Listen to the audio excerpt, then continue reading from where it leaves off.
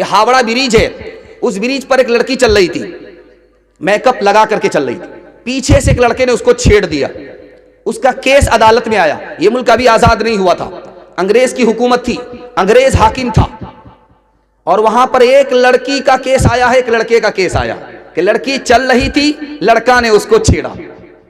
अब जब मुकदमे की कार्रवाई शुरू हुई तो हाकिम ने लड़के से पूछा कि क्यों बदतमीज, क्यों आवारा, तुमने इस लड़की को छेड़ा? कहा हुजूर आवारा मैं नहीं हूं, आवारा ये लड़की है। चूल्हे की आग चूल्हे से निकल करके पेट्रोल पंप में आ गई और आग लग गई तो कसूर उस आग का है जो चूल्हे के अंदर थी, उसको बाहर पेट्रोल पंप में नहीं आना चाहिए।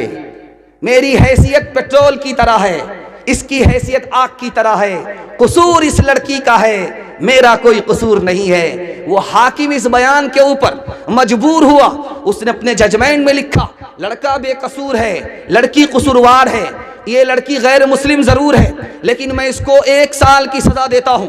अब लड़की के कान खड़े हुए, 1 साल की क्या सजा होगी? इसको उस बुर्के में रहना पड़ेगा जिसका हुक्म इस्लाम ने दिया है, मोहम्मद साहब ने दिया है। 1 साल उस बुर्के में रहना पड़ेगा।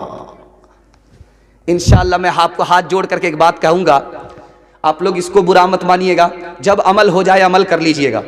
इमाम बुखारी ने लिखा है औरतों को मर्दों के मजमे में आने के लिए एक शर्त है, उसका रास्ता अलग होना चाहिए, मर्द का रास्ता अलग होना चाहिए।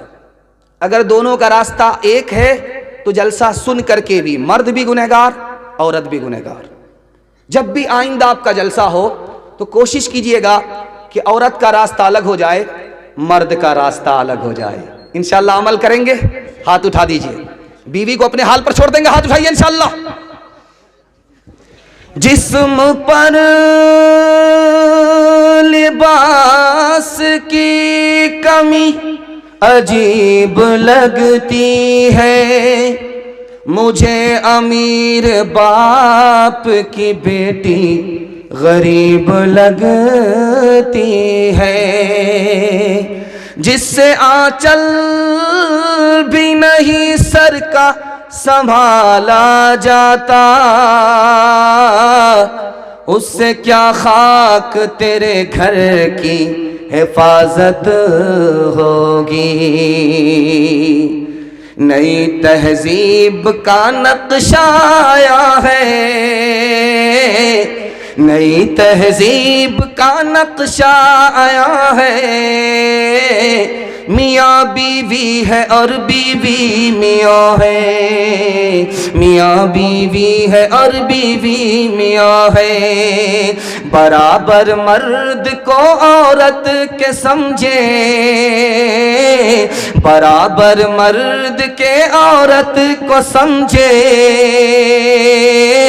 ज़मीं को कह रहे हैं आसमां है, ज़मीं को कह रहे हैं आसमां है, तो जो औरत है तो औरत बन के रह, तू जो औरत है तो औरत बन के रह, अपने घर वालों की इज्जत बन के रह, तू जो औरत है तो औरत बन के रह, अपने घर वालों की इज्जत बन के रह, बेहिजाबी पे कभी माइल न हो, घर पे रह और रौनक महफिल न हो। दीन और धर्म क्या था, फैशन ने कहाँ पहुँचा दिया। खूबसूरत पैगाम बड़े अच्छे माहौल में सुना रहा हूँ, औरतों के हवाले से सुना रहा हूँ। आप लोग मुकम्मल सुनने के लिए तैयार है? दोनों हाथ उठाइए इंशाअल्लाह। औरत को सर पर बिठाएंगे, हाथ उठाइए इंशाअल्लाह। ध्यान से सुनिएगा, जल्दी से निकल जाएगा। एक किताब है, उसका नाम है ऋग्वेद। ऋग्वेद किताब है, उस किताब में लिखा है, बस डिस ब्रेक मार करके हमारी तरफ तवज्जो कीजिए। हर आदमी के बयान का अलग अलग अंदाज होता है, अगर गलती से हाथ उठ जाए कोई फर्क नहीं पड़ता। मैं भी आपकी जगह बैठा होता, सवाल हो जाता, मैं भी फंस जाता। ये कोई बड़ी बात नहीं है, ये तो मैं इसलिए ऐसा करता हूं ताकि आप दिलो दिमाग से मुकम्मल तैयार हो जाए, पैगाम की हिफाजत हो जाए। ध्यान से सुनिएगा, जल्दी से निकल जाएगा।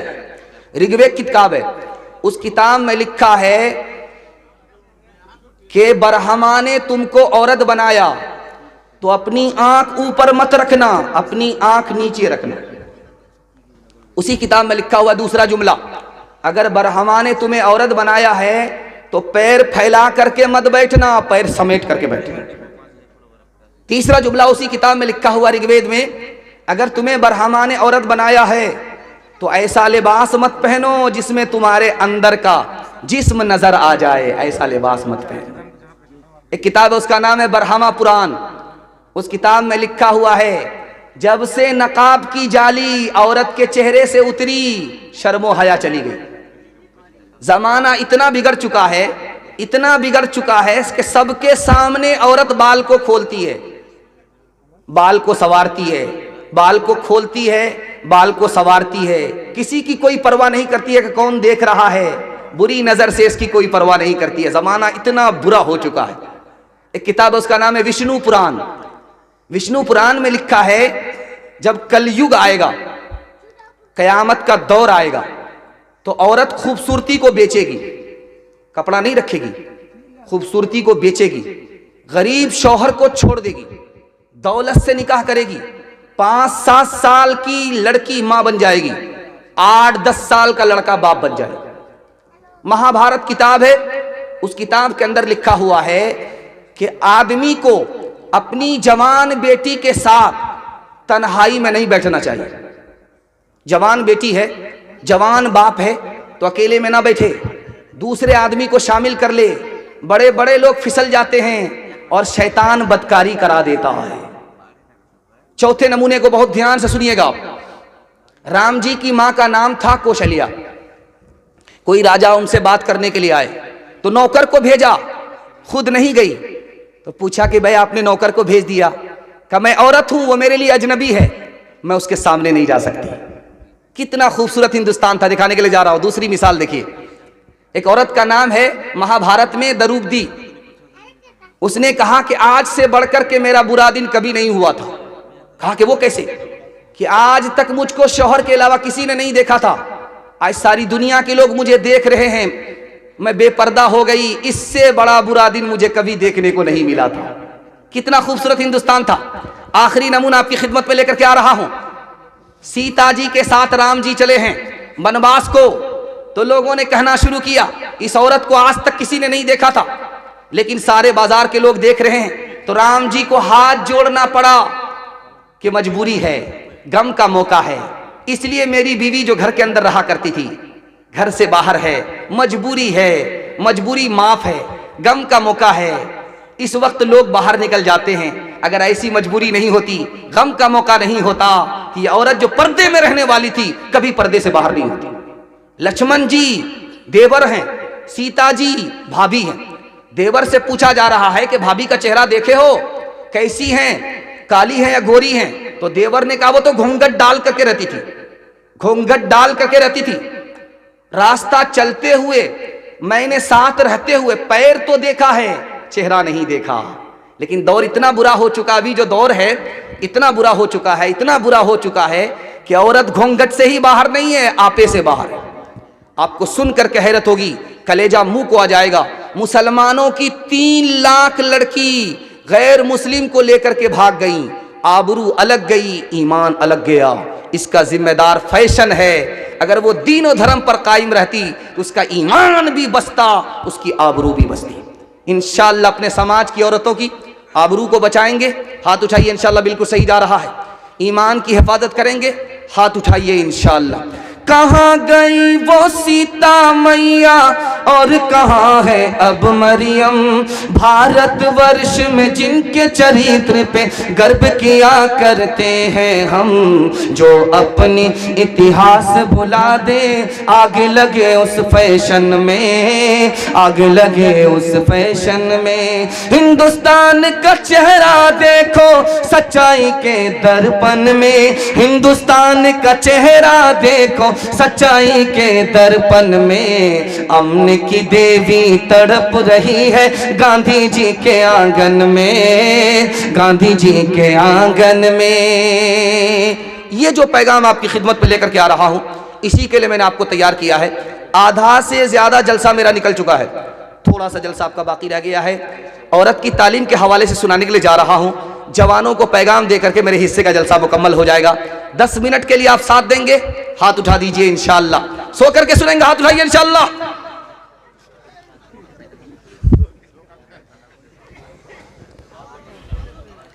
देखिए, मर्दों को पढ़ना लिखना जरूरी है, ये तो हमको समझ में आता है, लेकिन औरत को पढ़ना लिखना जरूरी क्यों है? जिस तरह मर्द मुसलमान होते हैं उसी तरह औरत भी मुसलमान होती है, इसलिए पढ़ना लिखना जरूरी है औरत के लिए भी। जिस तरह मर्द इंसान है उसी तरह औरत भी इंसान है। इंसानियत पर आने के लिए औरत को पढ़ना लिखना जरूरी है। एक खास बात बता रहा हूं, जरा ध्यान से सुनिएगा इसको। औरत का दीन मुकम्मल नहीं है, औरत की अकल मुकम्मल नहीं है। हदीस के मुताबिक उसका दीन मुकम्मल नहीं, उसकी अकल मुकम्मल नहीं। दीन कैसे मुकम्मल होगा? इल्म के साथ। दीन कैसे मुकम्मल होगा? इल्म के बगैर नहीं। अकल कैसे मुकम्मल होगी? इल्म के साथ। इसलिए औरत को मर्द से ज्यादा इल्म हासिल करना जरूरी है। एक बात याद रखिए, हमारी 2 तरह की बेटी होती है। एक बेटी वो होती है जिसको घर में ही रहना, घर से निकलना है, घर में रहना है, कहीं बाहर नहीं जाना है। इसको ज्यादा पढ़ाने लिखाने की जरूरत नहीं है, कुरान पढ़ा दीजिए, उर्दू पढ़ा दीजिए, दीनियात पढ़ा दीजिए, काफी है। लेकिन जिस लड़की को घर से बाहर निकलना है, तिजारत करनी है पर्दे के साथ, नौकरी करनी है पर्दे के साथ, उस लड़की को डिग्री दिलाना जरूरी है। एक खास बात याद रखिए, मैं आलिम हूं, मर्द हूं, औरत को तालीम करूंगा, औरत को पढ़ने की जरूरत नहीं है, यह गलत है।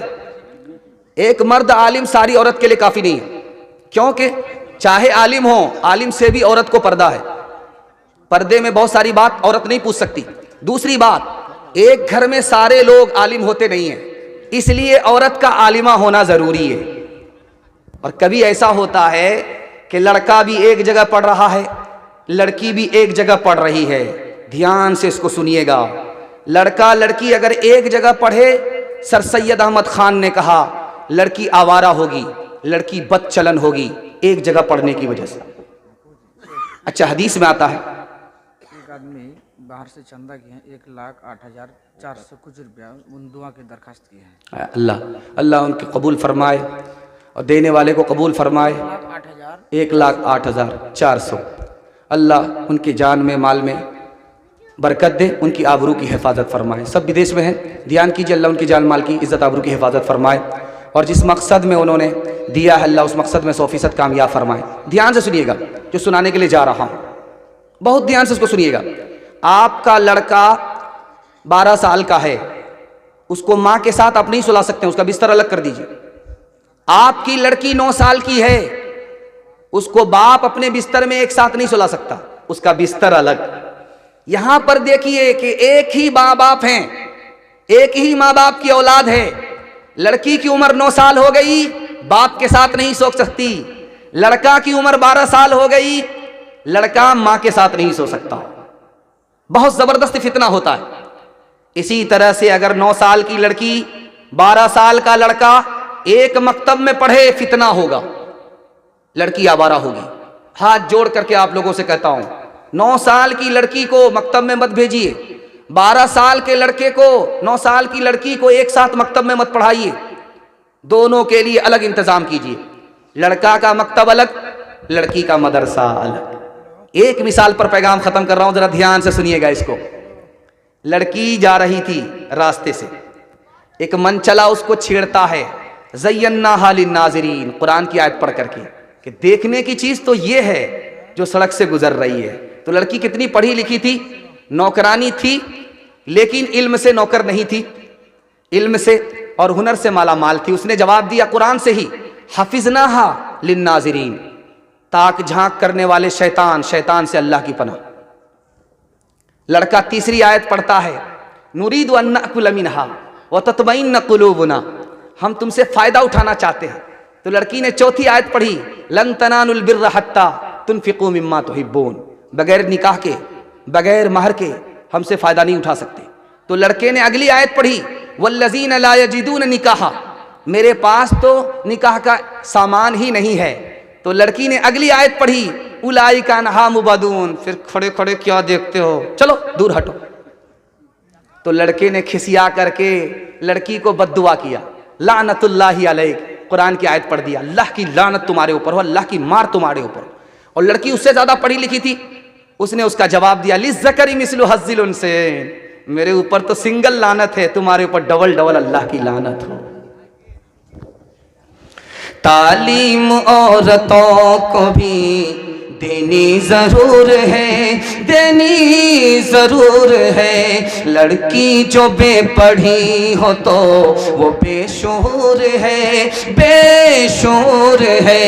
हुस्ने मुआशरत में सरासर फतूर है, और इसमें वालिदैन का बेशक कसूर है, बेशक कसूर है। नौजवानों के हवाले से दो पैगाम। नौजवान सुनने के लिए तैयार है? दोनों हाथ उठाइए। इंशाअल्लाह बूढ़े लोग गलती से हाथ मत उठाइएगा। आप लोग इस दुनिया में जवान होने वाले नहीं हैं। जलसे में 100 बार भी दुआ होगी फिर भी आप जवान नहीं होंगे। जन्नत में अल्लाह आपको जवान फरमाएगा। ध्यान से सुनिएगा, जल्दी से निकल जाएगा। हजरत हुसैन बैठे हुए, एक देहाती आया, उसने कहा कि मैं आपसे कुछ लेने के लिए आया हूं, कि मेरे सवाल का जवाब दो तो पूरी थैली मिलेगी, अगर पूरा जवाब नहीं दिया तो थोड़ी थैली मिलेगी। जवाब दो मेरे सवाल का। साइल आया है भीख मांगने के लिए। हजरत हुसैन भीख देने वाले सवाल कर रहे हैं कि बताओ सबसे अफजल अमल कौन सा है, नजात कैसे मिलेगी, आदमी खूबसूरत कैसे होता है। उसने फटाफट जवाब दिया कि सबसे अफजल अमल अल्लाह पर ईमान। नजात कैसे मिलेगी? अल्लाह पर भरोसा कर लो। आदमी को खूबसूरत कौन सी चीज बनाती है? या तो माल बनाता है या तो इल्म आदमी को खूबसूरत बनाता है। अगर आदमी काला पैदा हुआ, बदसूरत पैदा हुआ, अब क्या करे उसके लिए? एक बच्चा बदसूरत पैदा हुआ था, आप देखेंगे माँ की मोहब्बत को, कि जिसका बेटा काला होता है उसको 72 मरतबा साबुन लगाती है कि किसी तरह गोरा हो जाए। लेकिन साबुन तो काला हो जाता है, लेकिन वो कालिया गोरा नहीं होता है। लेकिन उस काले को वो चांद समझती है, उसकी मोहब्बत है। बेटा बदसूरत है, कोई खातिमा नहीं ले रहा है। माँ ने नसीहत किया कि बेटा बदसूरत हो, तुमको कोई कुर्सी नहीं देगा। बेटा एक काम करो, लोग तुमको तरक्की पर उठाएंगे, कुर्सी पर बिठाएंगे, तुम्हारी जूतियां सीधी करेंगे। तो बेटे ने कहा अम्मा बताओ। कहा बेटा रात दिन एक करके इल्म हासिल करो, इल्म ही वो दौलत है, तुम्हारी जिल्लत को अल्लाह इज्जत में तब्दील कर देगा, तुम्हारे ऐब को अल्लाह हुनर में तब्दील कर देगा। बेटे ने मां की नसीहत को कबूल किया, अमल के कान से सुना, रात दिन एक करके मक्का का काजी बन गया। एक बात याद रखिए, आपका छोटा छोटा बच्चा है, आप उसको अच्छा कपड़ा पहना देते हैं, भूल जाएगा, आपका एहसान नहीं मानेगा। आप उसको अच्छा खाना खिलाते हैं, एहसान मानेगा, भूल जाएगा। आप उसके लिए अच्छा मकान बनाते हैं, वो भूल जाएगा। आप उसके लिए ज़मीन खरीदते हैं, कोई एहसान नहीं मानेगा। आप जाहिल रहे कोई फ़र्क नहीं पड़ता, आप अपने बच्चे को पढ़ा दीजिए, ज़िंदगी भर आपके एहसान को याद रखेगा। एक बात याद रखिए, ये जो आप सुनते हैं हीरा हीरा, हीरा कहाँ होता है? ज़मीन के नीचे के अंदर गड़ा होता है। वो हीरा सोना चांदी से ज़्यादा कीमती कैसे बनता है? उसको चमकाना पड़ता है, उसके कोने बराबर करने पड़ते हैं, और इसका ख्याल रखना पड़ता है कि वो चटक न जाए, इसलिए सोना कीमती होता है। आपको किसान के तरह 4 काम करने पड़ेंगे, आपके बच्चे को अल्लाह हीरा बना देगा।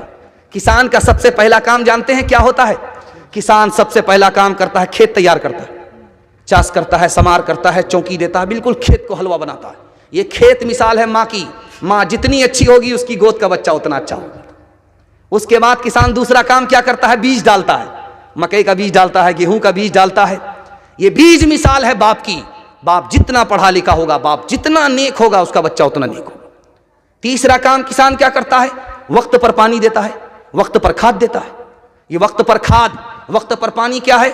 आपके बच्चे को स्कूल के वक्त में स्कूल भेजना पड़ेगा, और मदरसे के वक्त में मदरसा भेजना होगा। अभी मकई है, ठीक ठाक है, सारे बच्चे स्कूल में, सारे बच्चे मदरसे में। जैसे ही मकई के कटने का टाइम आया, सारे बच्चे मदरसे से गायब, स्कूल से गायब। कहाँ है? तो भाई कटाई में है, धुनाई में है। वक्त पर जब तक अपने बच्चे को आप पढ़ने के लिए नहीं भेजेंगे, किसान अगर वक्त पर खाद ना दे, वक्त पर पानी न दे, उसको फसल नहीं मिलती। आप अपने बच्चे को जब तक वक्त पर स्कूल नहीं भेजेंगे, मदरसा नहीं भेजेंगे, आपको नस्ल अच्छी नहीं मिलेगी। चौथा काम किसान क्या करता है? फाजिल घास निकालता है, स्प्रे करता है, अथवा बथुआ सबको साफ कर देता है। स्प्रे करता है, अथवा बथुआ सबको साफ कर देता है। अथवा बथुआ मिसाल क्या है? गलत माहौल से आपको बच्चे को निकालना पड़ेगा। बाप ड्राइवर, बेटा खलासी, गाड़ी का नंबर 786, 1 नंबर का मोबाइल बाज, रात दिन मोबाइल में लगा हुआ है। अब बेटा देख रहा है, जैसे ही फुर्सत मिली मोबाइल को बेटे के हाथ में आ गया। अब बेटा कहाँ से कहाँ पहुँच गया, उसके दिमाग को वायरस लगा, उसके दिल को वायरस लगा, ये बच्चा कभी आगे नहीं बढ़ेगा। कसूर माँ बाप का है और इल्ज़ाम बच्चे को देना बकवास है। जब आप घर में ढोल बजाएंगे तो बच्चे डांस करेंगे, कसूर माँ बाप का है, इल्ज़ाम बच्चे पर देना बेकार है। ध्यान से सुनिएगा, जल्दी से निकल जाएगा। दुआ करता हूँ, कबूलियत की घड़ी है, अल्लाह आपके बच्चे को मुकद्दर का सिकंदर बनाए। ध्यान से रखिएगा, 2-3 बात याद रख लीजिए, कुछ याद रहे या ना रहे बच्चों के हवाले से। जब बच्चा आपका घर में रहे झगड़ा मत कीजिएगा। बच्चा घर से निकल जाए, कुर्सी फोड़िए, बर्तन तोड़िए, जो तोड़ फोड़ करना है करते रहिए, लेकिन बच्चा जब घर के अंदर रहे झगड़ा मत कीजिएगा। बच्चा माँ बाप के झगड़े को अगर देखेगा तो निगाह से गिरा देगा, न जवानी में कदर करेगा न बुढ़ापे में इज्जत देगा। और दूसरी बात याद रखिए बच्चों के हवाले से, बात बात पर बच्चे को मत मारिए, डराइए, धमका करके काम निकालिए, बात बात पर मत मारिए, आपका बच्चा बेशरम और बेहया हो जाएगा। जो बच्चा बेशरम और बेहया होगा ना वो अच्छा इंसान बनेगा ना वो अच्छा मुसलमान बनेगा। तीसरी बात को याद रखिए, बच्चा जब घर के अंदर रहे आप स्क्रीन टच मोबाइल मत देखिए, संदूक में बंद कर दीजिए। बच्चे का मोबाइल खुद ब खुद छूट जाएगा, क्योंकि खरबूजा खरबूजे को देख करके रंग पकड़ता है। और जब बच्चा घर से निकल जाए तो आप मोबाइल में कुरान सुनिए, बयान सुनिए, अजान सुनिए, चलेगा। आप अपने बच्चे को सिर्फ मोबाइल से बचा लीजिए, मैं गारंटी लेता हूं आपका बच्चा मुकद्दर का सिकंदर होगा। आप खुशनसीब बाप होंगे कि आपका बच्चा दीन दुनिया दोनों की भलाई से माला माल होगा। ध्यान से सुनिएगा, हकीम जालिनूस बहुत बड़ा हकीम गुजरा है, ईसा अलैहिस्सलाम के दौर का हकीम है। उससे पूछा गया कि इतने बड़े हकीम आप कैसे बने? कहा मेरे दोस्तों ने जितना पैसा शराब में बर्बाद किया मैंने उससे ज्यादा पैसा चराग के तेल में बर्बाद किया, इसलिए मैं इतना बड़ा हो गया। अब वो कहीं के नहीं रहे। लुकमान हकीम से पूछा आप इतने बड़े आदमी कैसे बने? कहा मैंने नाबीना को देखा, वो फूक फूक करके कदम रखता है, टटोलता है पहले, तो मैंने हर काम करने से पहले अंजाम को सोचा, इसलिए मैं इतना बड़ा आदमी बन गया। इमाम गजाली से पूछा आप इतने बड़े आलिम कैसे बन गए? जो चीज मुझे मालूम नहीं थी वो मैंने हासिल किया, इल्म ने मुझको इतना बड़ा कर दिया। हसन बसरी ताबई हैं, उनसे पूछा कि आप इतने बड़े कैसे हो गए? कहा कि मैं 2 साथी से इल्म हासिल करता था, उनके पास इल्म कम था, मेरे पास इल्म ज्यादा था, इसलिए अल्लाह ने मेरा रुतबा बड़ा कर दिया। ध्यान से सुनिएगा, रात का वक्त था, बादशाह ने ख्वाब में देखा कि मेरे सारे दांत गिर गए। बादशाह ने देखा है रात में ख्वाब कि मुंह के सारे दांत गिर गए। जो कम पढ़ा लिखा आदमी था वो आया, उसने कहा कि बादशाह सलामत, आपका ख्वाब अच्छा नहीं है, ये जो मुंह के सारे दांत गिर गए हैं इसकी ताबीर ये है कि पूरा खानदान आपके सामने हलाक हो जाएगा। बोला इस मनहूस को जेल में डालो, ये कौन सी खबर सुना रहा नालायक कहीं का। दूसरा आदमी जो सबसे ज्यादा पढ़ा लिखा था उसको बुलाया, कहा कि बताओ कि मेरे मुंह से दांत गिर गए, मैंने ख्वाब देखा, क्या मतलब? कहा हुजूर ख्वाब बहुत अच्छा है। कहा कि वो कैसे? कहा पूरे खानदान में आपकी उम्र सबसे ज्यादा होगी, बात गर्चे बेसलीका हो कलीम, बात करने का सलीका चाहिए। इंशाअल्लाह पेट पर पत्थर रख करके, सर पे कफन बांध करके, औकात को दाव पे लगा करके खुद जाहिल रहेंगे, अपने बच्चे को जाहिल नहीं रखेंगे। हाथ उठाइए इंशाअल्लाह। बहुत खूबसूरत, बड़ा अच्छा माहौल है। खुदा तुझे किसी तूफान से आशना कर दे कि तेरे बहर की मौजों में इज़्तिराब नहीं, तुझे किताब से मुमकिन नहीं फराग के तो किताब ख़्वाह मगर साहिबे किताब नहीं। जवानों का आखिरी पैगाम सुना रहा हूँ, जवान लोग तैयार हो जाइए, आखिरी पैगाम 3 मिनट के सुनने के लिए। आप लोग तैयार हैं? ध्यान से सुनिएगा। इंशाअल्लाह हमारा जवान टिकट कटाएगा दिल्ली में पठान देखने के लिए, हाथ उठाइए इंशाअल्लाह। खैर वोटर लिस्ट में नाम नहीं आया, चलेगा, बाईपास चला गया वो। ध्यान से सुनिएगा, हमारा जवान दारू क्यों पीता है? एक एक जुमले को जरा नोट कीजिएगा, मैं वजह बताने के लिए जा रहा हूं। हमारा जवान क्यों दारू पीता है? पहली वजह क्या है? बाप दादा को देखा दारू पीते हुए, इसलिए उसकी मीरास को ढो रहा है। मेरा बाप पीता था तो मैं क्यों नहीं पीऊंगा, मेरा दादा पीता था, ये मीरास मेरे घर में आई है बाप दादा से, उस मीरास को ढो रहा है। अब गौर कीजिए कि आप अपनी आदत को बदलिए, वरना कल आपकी औलाद आपकी आदत पर आ जाएगी। आप दारू पीते थे, आपकी औलाद भी दारू पिएगी। तो पहली वजह, हमारा जवान दारू क्यों पी रहा है? बाप दादा को दारू पीते हुए देखा। दूसरी वजह बताने के लिए जा रहा हूं, हमारा जवान दारू क्यों पी रहा है? माहौल ही गलत है, उल्टा सीधा लोगों के साथ बैठ रहा है, उल्टे सीधे माहौल में है, इसलिए दारू पी रहा है। तीसरी वजह दारू क्यों पी रहा है कि थका हुआ है, काम करते करते थक गया, उसको यह एहसास है कि दारू पी लेंगे थकावट दूर हो जाएगी, थकावट दूर करने के लिए दारू पी रहा है। चौथी वजह, वो ये समझता है कि मैं अभी बेचैन हूं, दारू पी लूंगा तो मुझको सुकून मिलेगा, सुकून के लिए दारू पीता है। और पांचवी वजह जानते हैं क्यों दारू पीता है? दारू इसलिए पी रहा है कि वो सोचता है कि दारू पीने के बाद मैं ताकतवर हो जाऊंगा, मोटा हो जाऊंगा, मेरे अंदर सेहत आ जाएगी, ताकत आ जाएगी, इसलिए दारू पीता नहीं था। दारू पीने वाले के साथ उठना बैठना शुरू किया, पीने लगा, इस वजह से दारू पीता है। अब मैं बताने के लिए जा रहा हूं, हमारा जवान फांसी के फंदे से क्यों लटक रहा है, जहर खा करके क्यों मर रहा है, ट्रेन की पटरी में क्यों कट रहा है, दिखाने के लिए जा रहा हूं, ध्यान से सुनिएगा। पहली वजह, पसंद के खिलाफ शादी हो गई, इसलिए खुदकुशी कर लिया। लड़की ने धोखा दे दिया, जिससे इश्क करता था, व्हाट्सएप की लड़की बड़ी मुश्किल से ढूंढ करके लाया था, जेब काट करके चली गई, ये धोबी का गधा, ना घर का रहा ना घाट का रहा। अब उसके चक्कर में इसने खुदकुशी कर लिया। तीसरी वजह, बेरोजगार है, माली परेशानी ने, जेब में पैसा नहीं है, खुदा के खजाने पर भरोसा नहीं, खुदकुशी कर लिया। चौथी वजह, मायूस है जिंदगी से, डॉक्टर मरीज से मायूस नहीं होता, हमारा जवान मायूस हो गया, इसलिए खुदकुशी कर रहा है। तीसरी वजह बताने के लिए जा रहा हूं, बहुत ध्यान से सुनिएगा। 49% जवान कमर में हथियार लेकर के चलता है, 28% जवान चोरी डकैती करता है, 21% जवान चोरी डकैती करते हुए पुलिस को धोखा देता है। जानते हैं किस वजह से?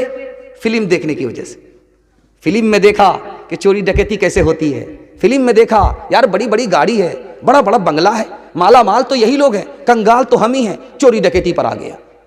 फिल्म से देखा कि चोरी डकैती कैसे होती है, वहां से सीख लिया, चोर डकैत बन गया, जेल जा रहा है, कभी पुलिस को चकमा दे रहा है, गलत रास्ते पर चला गया। हमारे जवान को तरक्की क्यों नहीं है? अब ध्यान से सुनिए, इल्म भी नहीं है, हुनर भी नहीं है, उस्मान अली को जानता भी नहीं है, इसलिए न दुनिया में तरक्की है न दीन में तरक्की है।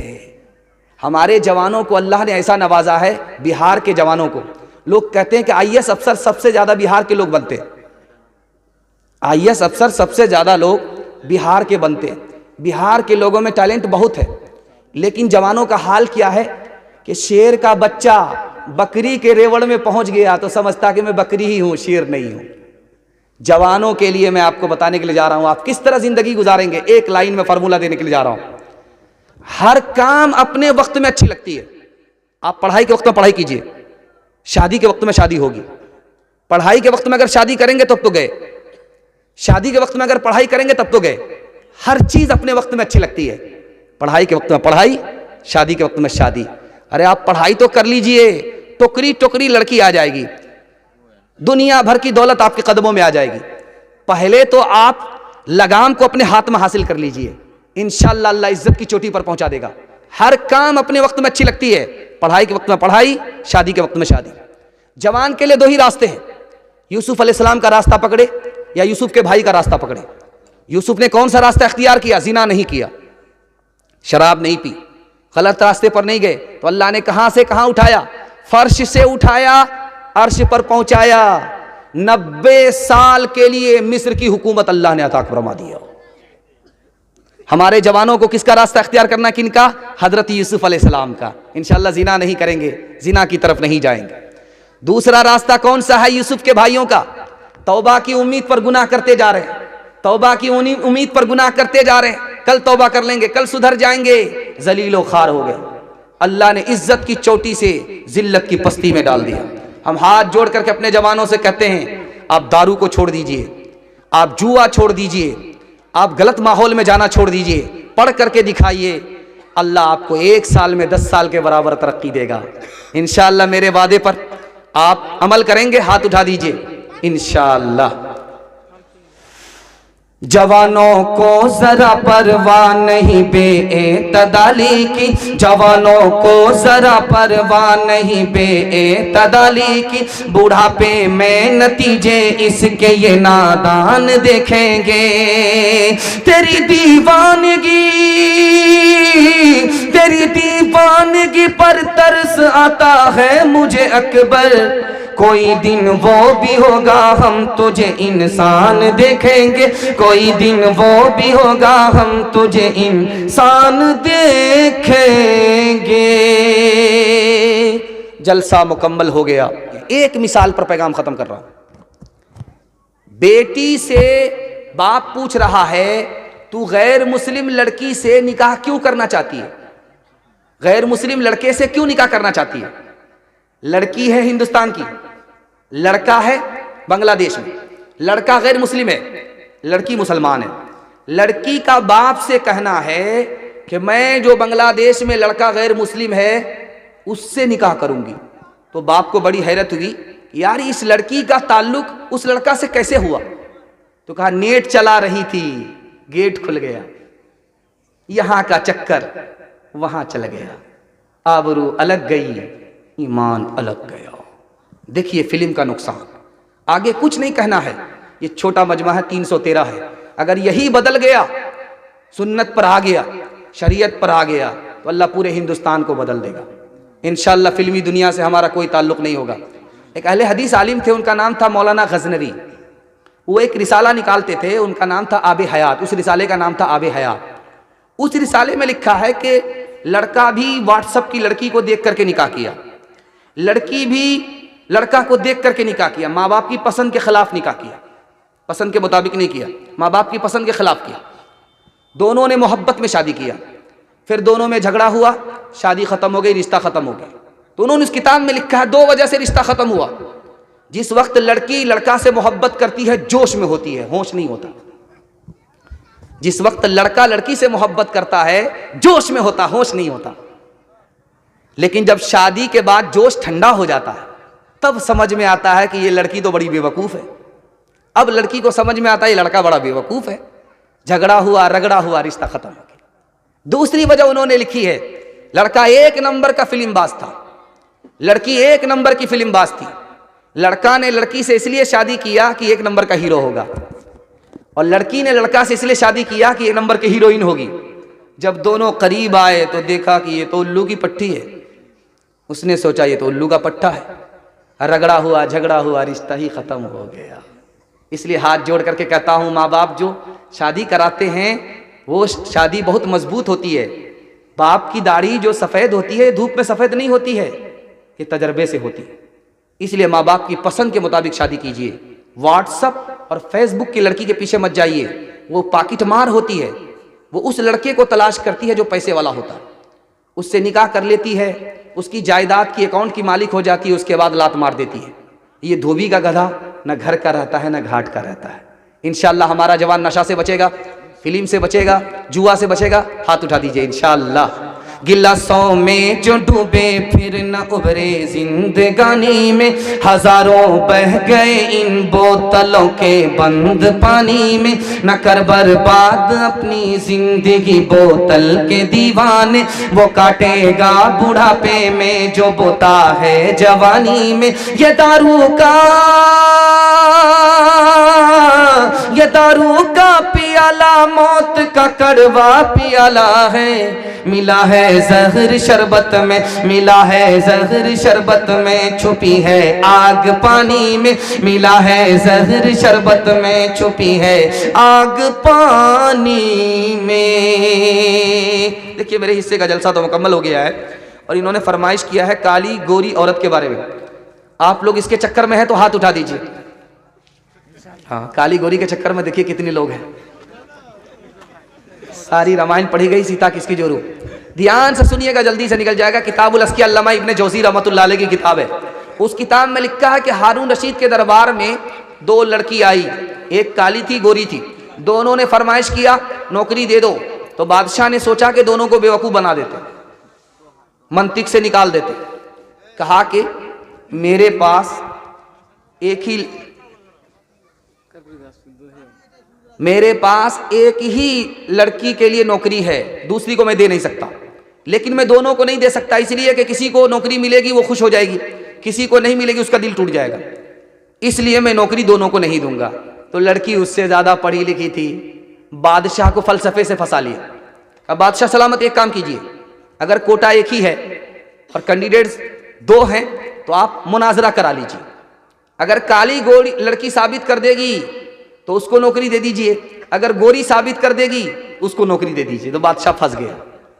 अब गोरी लड़की ने साबित करना चाहा कि मैं गोरी हूं, मुझको काली पर फजीलत है, मैं काली से अच्छी हूं। उसने मिसरा कहा, मोती सफेद है कीमत है उसकी लाखों, और कोयला है काला पैसों में ढेर पाले। अल्लाह के नेक बंदों का मुंह सफेद होगा, और जो दोज़खी होंगे मुंह उनके होंगे काले। बादशाह सलामत मोती कोयला से बढ़कर के है, उसी तरह मैं गोरी हूँ काली से बढ़कर की हूँ। जन्नती गोरे होंगे, जहन्नमी काले होंगे, जहन्नमी से बढ़कर के जन्नती हैं, उसी तरह मैं गोरी हूँ काली से बढ़कर के हूँ। तो काली ने झट से कहा, है मुश्क नाफा काली कीमत में बेशगाली, रोई सफेद है पैसों में ढेर पाली। आंखों की पुतली काली है नूर का वो चश्मा, और आंखें की सफेदी है नूर से वो खाली। काली ने कहा कि बादशाह सलामत कस्तूरी काली होती है रूई से बढ़कर के, उसी तरह मैं काली हूं, सीरत वाली हूं सूरत वाली से बढ़कर के। आंख की पुतली काली होती है, उसी में रोशनी होती है, उसी तरह मैं रोशनी हूं, सीरत वाली हूं, गोरी से बढ़कर के हूं। तो गोरी ने सोचा अगर मैं खामोश रही, मुशायरा चल रहा है, तो काली बाजी ले जाएगी। उसने एक मिसरा कहा, कागज सफेद है कुरान पाक वाले। अभी वो दूसरा मिसरा क्या लगाती, झट से काली ने कहा, और उन पे जो लिखे हैं कुरान के हर्फ काले। बादशाह ने वजीर से कहा, क्या चल रहा है? कहा, हुजूर पहले तो औरत का झगड़ा चल रहा था, यहाँ से रगड़ा चल रहा। कहा, क्या करना चाहिए? कहा, बखेड़ा तो आप ही ने खड़ा किया है, थोड़ा सा सबर कर लीजिए, देखिए ऊंट किस करवट पे बैठता है। तो एक लड़की ने कहा, मीलाद का जो दिन है रोशन वो बिल यकीन है। हमारे नबी दिन में आए, दिन गोरा होता वैसे मैं गोरी हूं, मुझे इस पर फजीलत है। तो झट से काली ने कहा, मेराज की जो शब है काली है या नहीं है। अब गोरी ने बड़े प्यार से बादशाह को खिताब किया है, मुखातब किया है कि बादशाह सलामत सर उठाइए, आसमान में चांद को देखिए, सूरज को देखिए, सितारे को देखिए, सब गोरे हैं। जैसे उनको फजीलत है वैसे मुझको फजीलत है। इंसाफ कीजिएगा, कुछ सोचिएगा प्यारे, सूरज सफेद रोशन तारे सफेद सारे। तो काली ने सोचा मैं खामोश रही तो मुकदमा हार जाऊंगी। उसने बादशाह से कहा, इंसाफ कीजिएगा, है आप अक्ल वाले, काला गिलाफ काबा हजरत बिलाल काले। कितना ऊंचा। बादशाह ने सर पकड़ लिया, वजीर से पूछा क्या करें? कहा, हुजूर दोनों को नौकरी दे दीजिए, भलाई इसी में है, वरना क़यामत की सुबह तक मुशायरा जारी रहेगा। कितना ऊंचा कस, कितना ऊंचा आयशा का है मकाम, कितना ऊंचा आयशा का है मकाम, कितना ऊंचा आयशा का है मकाम, हश्र तक उन्हीं के घर पर है मोहम्मद का क़याम, हश्र तक उन्हीं के घर पर है मोहम्मद का क़याम। दुनिया में औरतों की कोई इज्जत नहीं रही, बी फातिमा सी अब कोई औरत नहीं रही। औलाद मांगती है ये पीरान पीर से, पीरों को ये मनाती है कुरमा वो खीर से। औलाद मांगती है ये पीरान पीर से, पीरों को ये मनाती है कुरमा वो खीर से। बिदअत तो घर में रह गई, सुन्नत नहीं रही, बी फातिमा सी अब कोई औरत नहीं रही। जलसा मुकम्मल हो गया। आपको दिल से दुआ देता हूँ, अगर मुझे ज़्यादा चलाना पड़ेगा तो मेरा ही पंक्चर हो जाएगा। एक तो ऐसे ही आवाज़ बैठ रही है, ज़रूरत से ज़्यादा बोल भी दिया गया है। आपको कल भी जलसा सुनना